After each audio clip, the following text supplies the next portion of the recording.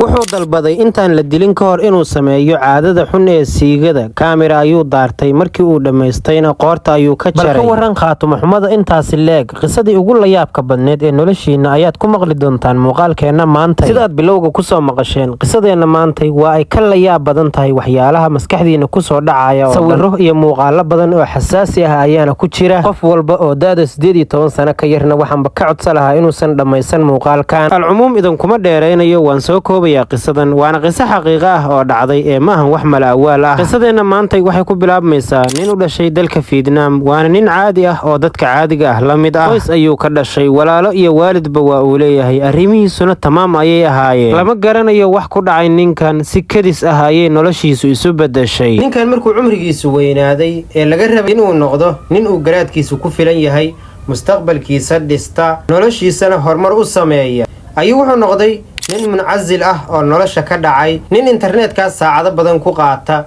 walaal iyo waalid iyo dad midna aan ka warqabin, qolkiisa hoos ka xirta asaga iyo kombiyuutarkiisa iyo internetkiisa oo keliya ka warqaba. siduu internetkii ugu dhex jiray oo u rogrogayay ayuu ugu dambeyn wuxuu arkay website ama app lagu magacaabo Watch People dhacay. Waa meel la soo geliyo dad la dilayo, dad la ciqaabayo, dad madaxa laga jarayo, dad la jirdilayo iyo kuwa la daldalayo intaba. Muuqaalada noocaas ah ayaa lagu kala iibsadaa, lagu daawadaa, waxaana ku raaxaysta oo daawada muuqaalada noocaas ah dad mental health ah, dad xanuunsan. maxaa yeelay inuu ku raaxaysto iska dhaafe xitaa ma daawo karo qof caafimaad qaba, dhimirkiisuna uu fiyow yahay muuqaalada noocaas ah. ninkan odaga ah muuqaalada noocaas ah inuu daawado oo ku raaxaysto sanooyin ayay ku qaadatay. hameen walba saacado badan ayuu muuqaalada noocaas ah daawadaa oo internetka maahane shaqo kalaba ma leh. abkaas wuxuu ku geli jiray ciwaan uu magacan ku qoray madax la jaray ayaa loola jeedaa. wuxuuna bilaabay inuu boostiyadan soo dhigo asagoo dhahaya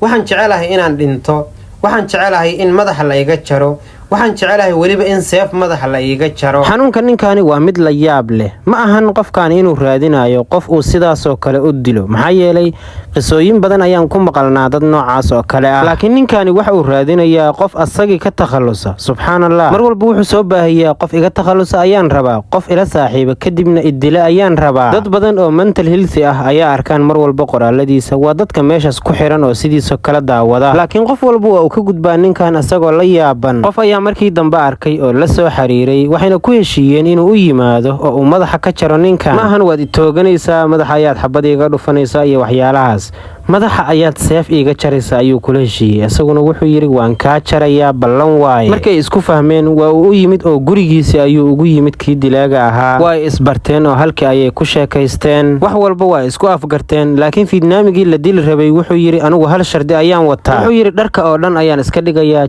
jeego ayaan u seexanayaa, adiguna kaamiradaada ayaad daaranaysaa, seeftaadana waa aad diyaarsanaysaa, kadibna markii aan dhammaysto shaqadayda madaxa ayaad iga jaraysaa. yacni waxuu markaas samaynayaa waa caadadii xumeed ee carabta ay u yaqaanaan alcaadatu siriya, soomaaliduna ay u yaqaanaan siigada ama gacanta. shardi ayuu kula galay. wuxuu yidhi markii aan dhammaysto qoorta iga jar, waxba ha sugin. acuudu billaahi min ashaydaani rajiim. ficliyana sidii ayuu sameeyey. kaamiradiisa ayuu daartay, maryaha ayuu dhigtay, xariifkan waa u seexday, seeftiisa ayuu soo diyaarsaday, kadibna wuxuu yidhi raaxayso. kii fiidnaamiga ah wuxuu bilaabay inuu sameeyo caadadii xumeed ee siigada. kana seeftiisu waa ay u diyaarsan tahay oo waa u ag taagan yahay sida u sugayay. markuu dhammaystay ayuu qoorta ka jaray. astakfirullah alcadiim. muuqaalkiisuna waa uu u duubmayey. meeshiina waxa uu ka diyaariyey sidaan arki doono muuqaal xaqiiqa ah, filin dhab ah oo aan khayaali ahayn. howlgalkiisina waa uu dhammaystay. ilaahu waxaan ku weydiisanay khaatumo wanaagsan, ilaahu khaatumo xumaha nugu ridin. ninkan dilaaga ah ee dilka fuliyeyna waaba nin ka ganacsada waxaan oo websaytyo gooniya oo uu ku gado ayuuba leeyahay. isagu meeshan fursad free ah oo uu lacag ku samay karo ayuuba ka helay. xitaa ninkan khibradda uu leeyahay waxaan awgood wuxuu diyaarsaday 2 kaamiro, 2 angalba waa uu ka duubayay marka uu waxaan samaynayay. midna dhinacan asaga soo xigta ayuu dhigay, midna kasoo horjeedkiisa ayuu dhigay, si wax walba oo meeshaas ka dhacaya ay u duubmaan. khalaas markii uu jeedkiisa gaaray muuqaalkii waa uu qaatay, waxa uuna ku iibiyey websaytyo loogu talagalay. ninkan ganacsado diyaarsan oo aqli badan ayuu ahaa. muuqaalkii hal mar meeshii ma uusan gelin ee si la yaab leh ayuu u fakaray. wuxuu yidhi muuqaalkan waa inuu noqdaa musalsalkii ugu horreeyey ee xaqiiqi ah oo si dhab ah u dhacay. waa inaan musalsal xalqada xalqado kala duwan ah ka dhigaa Part 1, Part 2, Part 3 ilaa Part 4. xalqadii koowaad waxa uu ka dhigay markii uu ninkan caadada sirriyada ah sameynayay. dadkii xanuunsanaa oo dhan waa ay iibsadeen xalqadan, waa ay la dhaceen, waxay dhaheen aaway xalqadii labaad soo daa. xalqadii labaadna waxa uu ka dhigay asagoo ninkii gowracaya, asagoo waslad sida neefka ariga ah oo kale u kala dhigdhigaya, asagoo qayb u jarjaraya, waa ay la dhaceen. xalqadii labaadna waa ay iibsadeen dadkii xanuunsanaa. xalqadii saddexaadna waxa uu ka dhigay asagoo ninkan hilibkiisii karinaya. subxaanallah, sidii ayuu xalqa ugu iibsanayay ilaa xalqadii u dambeeyay la gaaray. muuqaalkan yarkaad u jeedaan waxa lagu sheegay ka hor inta uusan dilin saaxiibkiis asagoo diyaarinaya oo la jooga. waana muuqaal dheer laakiin lama ogolo Facebook iyo YouTube iyo waxyaalahaas in lagu baahiyo. waana markii uu maryaha ka siibayay sida la sheegay, halkaas ayayna shaqadu ka sii socotay. waa maxay xanuunka noocaan ah? qof walba oo muslim ah waa inuu Ilaahay u mahad celiyaa. alxamdulilaahi rabbil caalamiin,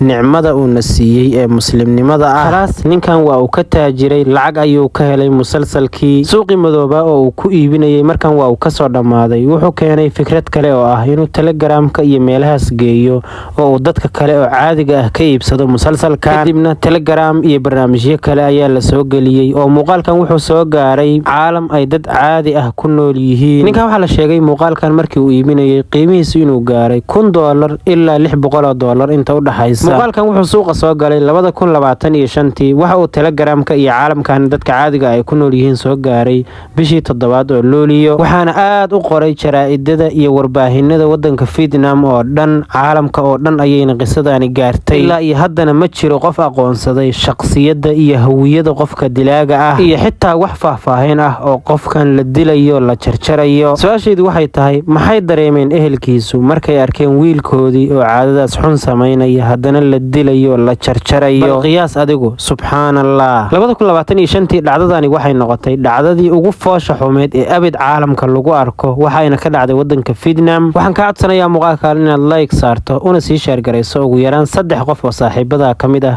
siday uga waantoobaan inay daawadaan muuqaalada xunxun.